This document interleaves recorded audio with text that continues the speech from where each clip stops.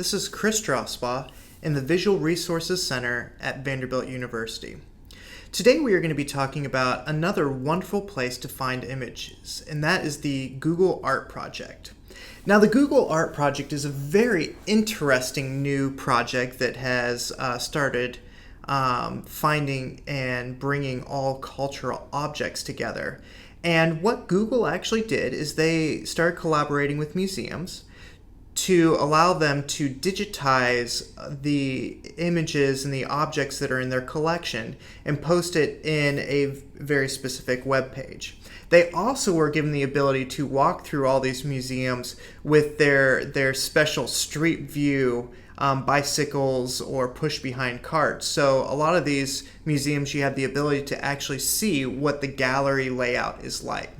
Now, what I'm going to show today, instead of going through all areas of the art project, I'm going to show you how to get images downloaded to your computer.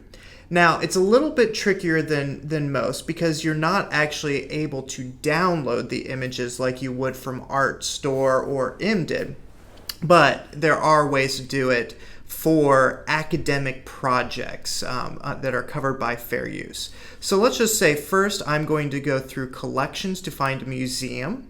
And let's just pick one of these first ones. And if I'm going through the museums, some of them you see are the gigapixel. The gigapixel, when you see that mark, means it is the highest resolution possible. It is a very, very large image, and you have the ability to zoom in. But let's say I wanted to use the boy with the crow as my image. Now, what you can actually do is doing a regular screenshot. I currently am on a Mac, so I can do a Command-Shift-4.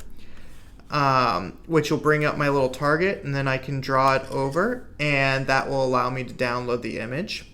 Or if you are on a Windows machine, you can actually use the program inside Windows called Windows Snippet or Snipping Tool, and that'll allow you to do the same type of screenshots. So while it doesn't necessarily give you super large images, it does allow you to capture these images, or in the case of if you wanted to get a specific detail, you can also take a screenshot of the specific detail. So this is just one way that you can actually interact with things that you can see on Google Art Project, even though Google does not allow you to download images specifically. And just remember that this is only able to be used if you are using it for an academic project or paper, things that would be covered by a fair use project.